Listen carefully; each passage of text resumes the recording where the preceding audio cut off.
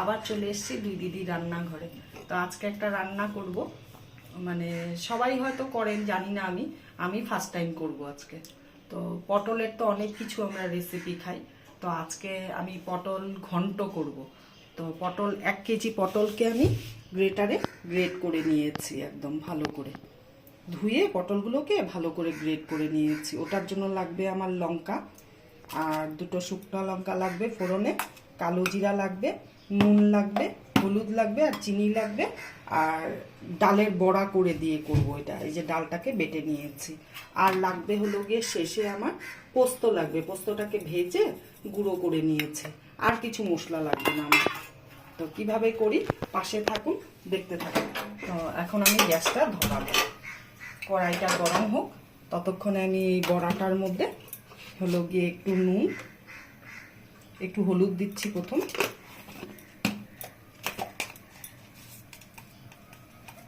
তারপরে দিচ্ছি একটু নুন। বড়াটাকে ভালো করে মাখবো।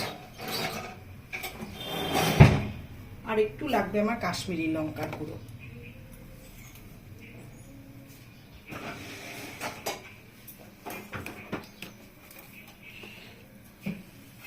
তো কড়াই গরম হয়ে গেছে, আমি তেল দিয়ে দিচ্ছি কড়াইতে।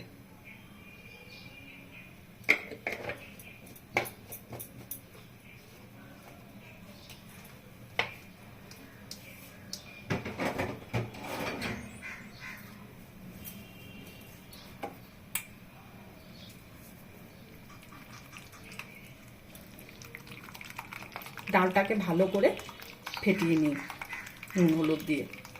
ডালটাকে একদম প্লেন করে বাটবেন আপনারা।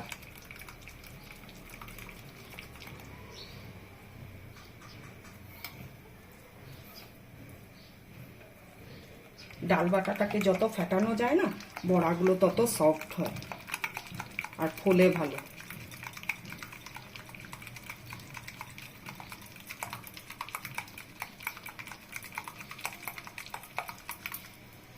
আমি অনেকক্ষণ ফেটালাম, আর লাগবে না ফেটাতে, এমনি ডাল বাটাটা পুরো প্লেন হয়েছে।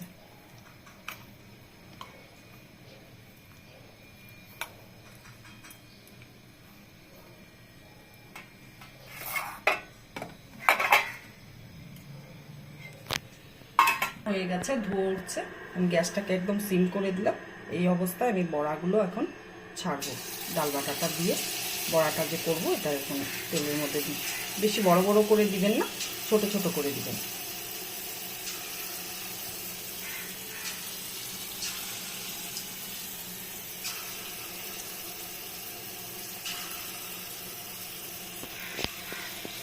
সব বড়াগুলো ছাড়া হয়ে গেছে আমার। এখন এক পাশ হোক, তারপরে পাশটা আমি উল্টাবো। বড়াগুলো হয়ে গেছে, এখন আমি উল্টে দিব।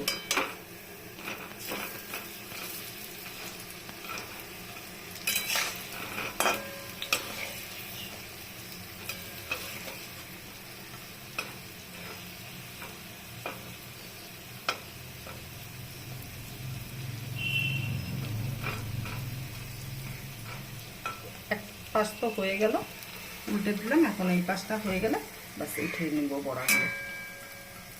ঠিক এরকম ছোট ছোট, আর একটু ছোট করলেও কোনো ক্ষতি নেই। হয়ে গেছে, এখন বড়াগুলো আমি উঠিয়ে নিই।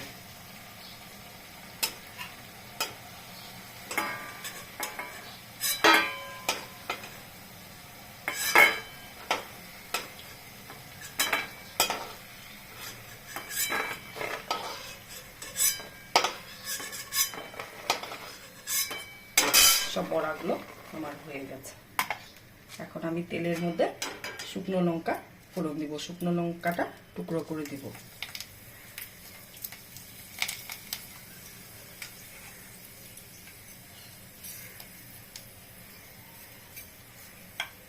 আর দেব কালো জিরা।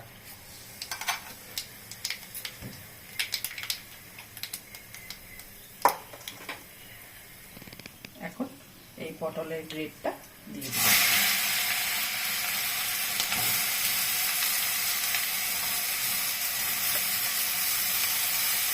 1 কেজি পটল নিয়ে নিচ্ছি, কিন্তু এটা একদম অল্প হয়ে যাবে।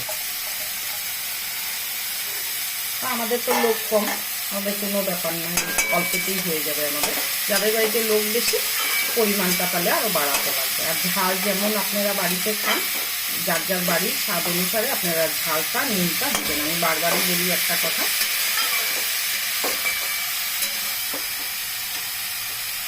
এখন আমি একটু ঢেকে দেব, ঢাকনা 5 মিনিট থাকবে ঢাকা অবস্থায়, তারপরে আবার ঢাকাটা উঠাবো। 5 মিনিট হয়ে গেছে, এখন আমি ঢাকনাটা তুলবো। আর একটু গ্যাসটাও বাড়িয়ে দিলাম, অনেকটা মজে গেছে পটল।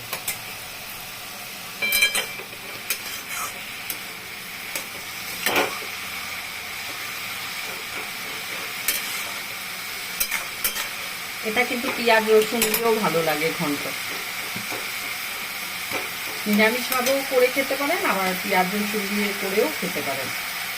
নুন দিচ্ছি 1/2 চামচ দিলাম, আরও 1/2 চামচে কম দিলাম।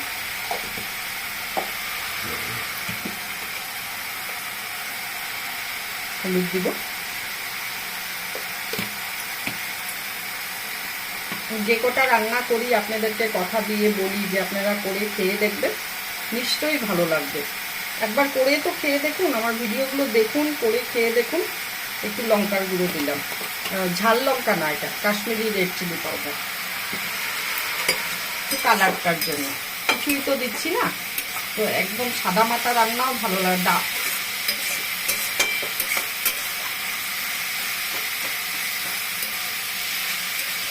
এখন আবার একটু সময় ঢাকা দিয়ে দিব। এটার মধ্যে কিন্তু আলু দিলাম না, আলু ছাড়াই করেছি।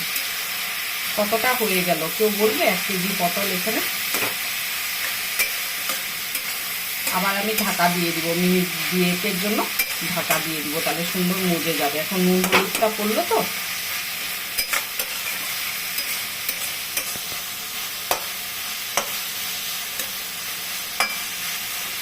একটু তেলটা খালি বেশি লাগে, আর ব্যাস এইটুকুনি। এখন ঢাকা দিয়ে দিব, আবার মিনিট 2-1 জন্য আমি ঢাকা দিয়ে দিব। গ্যাসটা এই অবস্থায় রাখবো, লো টু মিডিয়াম ফ্লেমে। হয়ে গেছে, এখন আবার আমি ঢাকনাটা করলাম।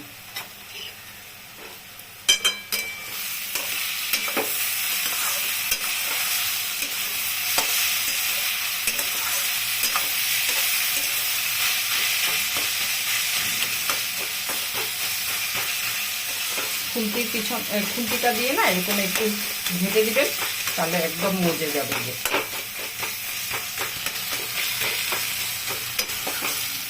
অলরেডি মজে গেছে। এখন 1-2 মিনিট নাড়াচাড়া করবো, করে তারপর বড়াটা দিব।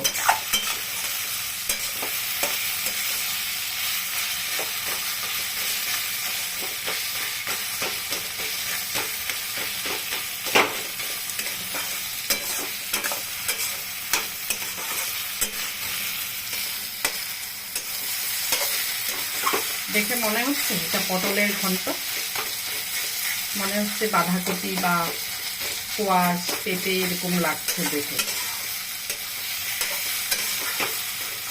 বলে একটা কথায় আছে, রান্না যেভাবেই করো সুন্দর করে, যদি সে তুমি ঘাস পাতাই করো না কেন, তেল মশলা দিয়ে যদি করো, দেখতে যদি সুন্দর হয়, আর রোজিয়ে রোজিয়ে করো না, সেটাই ভালো লাগে খেতে। রান্নাটা হলো একটা কলা।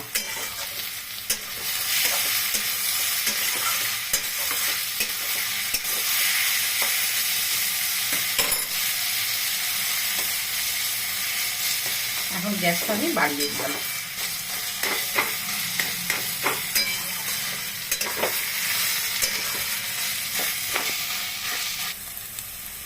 একটু চিনি দিলাম,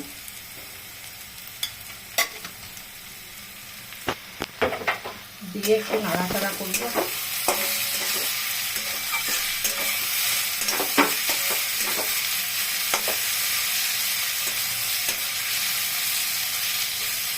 করে এই অবস্থায় এখন আমি বড়াটা দিয়ে দিব।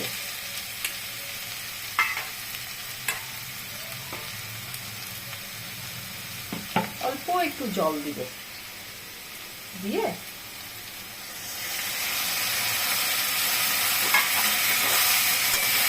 বড়াগুলোর মধ্যে নুন হলুদ নুন মিষ্টিটা ঢুকবে ভালো করে। ফ্লেভারটা যে বড়ার মধ্যে যাবে, তার জন্য একটু জল দিলাম, তাহলে জল দিতে লাগছে না। যদি বড়া ছাড়া করতাম তাহলে জল লাগছে না। এখন মিনিট 2-1 জন্য আমি একটু ঢাকা দিয়ে দিব, আর গ্যাসটা মিডিয়াম ফ্লেমে দিয়ে দিব। হয়ে গেছে, এখন আমি ঢাকনাটা তুলব।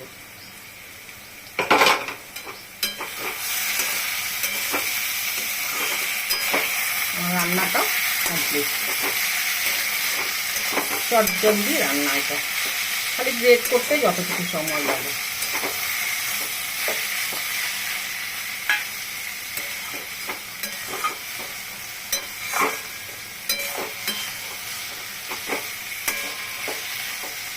কত ছোট ছোট করে বড়াগুলো ছেড়েছিলাম, দেখুন ফুলে ফুলে কত বড় হয়েছে।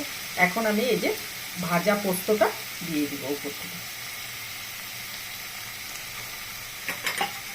দিয়ে সুন্দর করে মেশাবো এটার মধ্যে। ভাজা পোস্তর একটা গন্ধই আলাদা।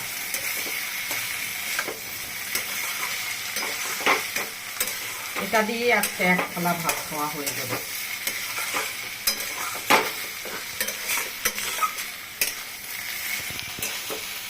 করে দিলাম। ভাজা পোস্ত গুঁড়োটা দিয়ে না বেশি সময় ভাজলে পরে গন্ধটা নষ্ট হয়ে যাবে। তো এখন আমি নামিয়ে নিচ্ছি।